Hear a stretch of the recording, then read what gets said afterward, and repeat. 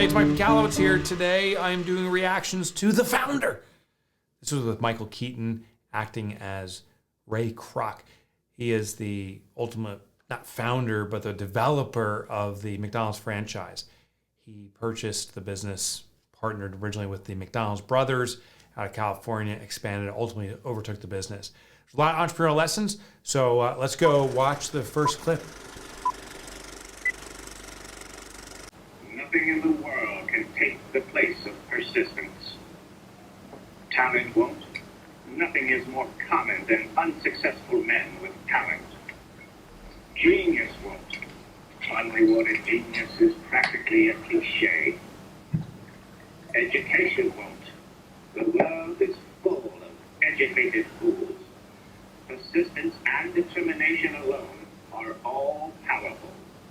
Show that you don't have to be defeated by anything, that you can have peace of mind, improved health, and a never-ceasing flow of energy. If you attempt each and every day to achieve these things, the results will make themselves obvious to you. While it may sound like a magical notion, it is in you to create your own future. Or as Ralph Waldo Emerson declared, a man is what he thinks about all day long. A man is what he thinks about all day long. Well, that clip makes it very clear it's about persistence. And I will tell you, I believe in that. I believe the biggest determinant of success is how determined you are to have success. Well, that one landed with me.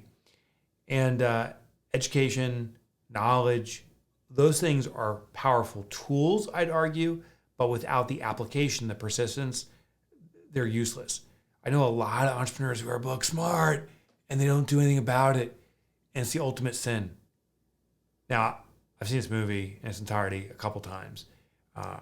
You'll see how it pays off.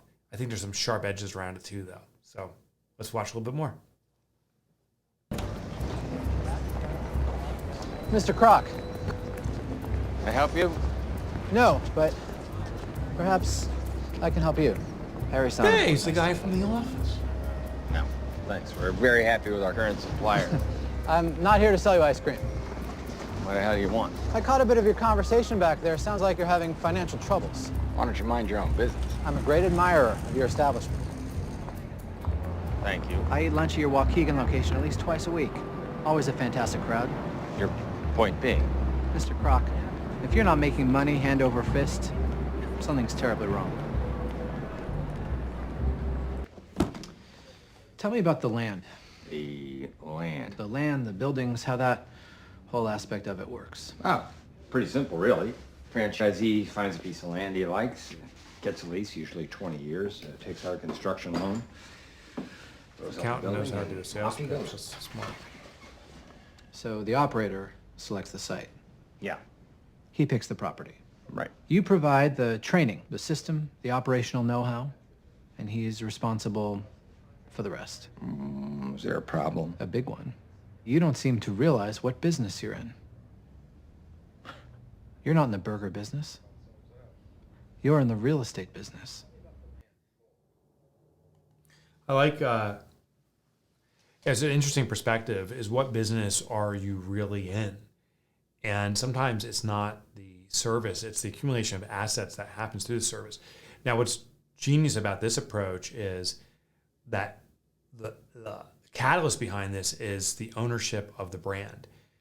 McDonald's couldn't scale like this. They couldn't buy properties and have franchisees buy it back unless McDonald's had an established brand. They start off with a system that's remarkable. That's the first store. They roll out a few more stores that are remarkable systems. That starts building the brand awareness. Now McDonald's starts becoming a name. That's the appeal. With the leverage of the name, they can buy a property and tell a franchisee, this is the property you have to use. You're going to have exposure to our name and you got to pay us the lease. And they start accumulating property. I love that approach. It's very strategic. You don't build an empire off a 1.4% cut of a 15-cent Yeah, it hamburger. gives you control. You build it by owning the land upon which that burger is cooked. What you ought to be doing is buying up plots of land, then turning around and leasing said plots to franchisees, who, as a condition of their deal, should be permitted to lease from you and you alone. This will provide you with two things. One, a steady, upfront revenue stream. Money flows in before the first stake is in the ground. Two, greater capital for expansion, which in turn fuels further land acquisition, which in turn fuels further expansion, and so on, and so on. Land. That's where the money is. And more than that, control. I will tell you too that this accountant, what a great way to secure a job too, to come in with the ultimate pitch and then be the one able to deliver on it. You know, there is a moral dilemma, right? The founding partners, while they've made the business successful, become an impedance to the growth that Ray Kroc wants to see. Now, you know, who's right? I guess that's the ultimate question. But it's a very smart strategy to strengthen the business, and in this case, to remove partners that are holding the business back. At the same time, it's ruthless. I don't know if it's really the right move. I realize, fast forward, look what McDonald's has done. I get it from the business perspective. It's a moral dilemma, and I don't know how I would respond to this. I'm curious, how would you? All right, let's watch some more video.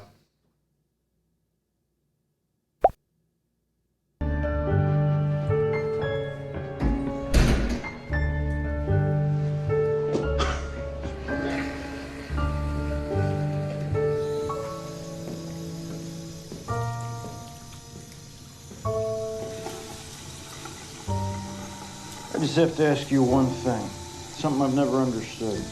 All right. That day we met, we gave you the tour. What about it? We showed you everything. The whole system, all our secrets. We were an open book.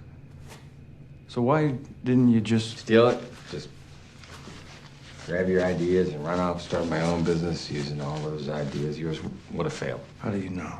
Am I the only one who got the kitchen tour? You must have invited lots of people back there. And? How many of them succeeded? Lots of people started restaurants. As big as McDonald's? Of course not. No one ever has and no one ever will, because they all lack that one thing that makes McDonald's special. Which is? Even you don't know what it is. Enlighten me. It's not just the system, Dick. It's the name. That glorious name, McDonald's. It could be anything you want it to be. It's limitless. It's wide open. It sounds like America. As compared to Kroc. What a Kroc. What a load of Kroc. Would you eat at a place named Kroc's? Kroc's has that blunt Slavic sound. Kroc's. But McDonald's, oh boy, has a beauty. Yeah. A guy named McDonald, he's never gonna get pushed around in life. That's clearly not the case. So, you don't have a check for $1.35 million in your pocket.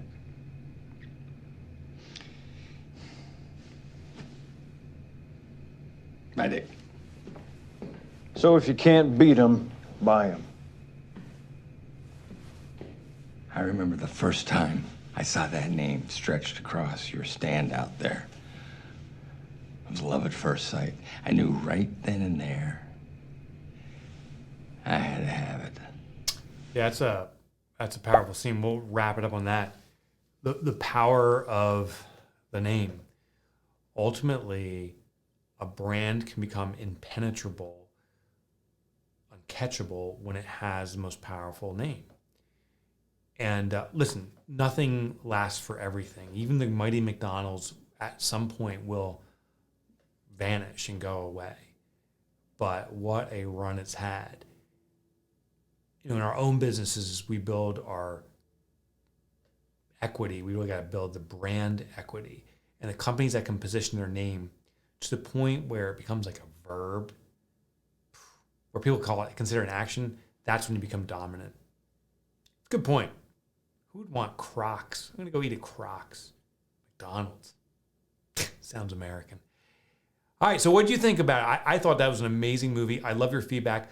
I want to make sure you subscribe. I'm going to do more movies. I'm going to do TV shows, even the news, and do my own reactions. So make sure you subscribe, and I'll see you on the next one. I'm going to go to McDonald's.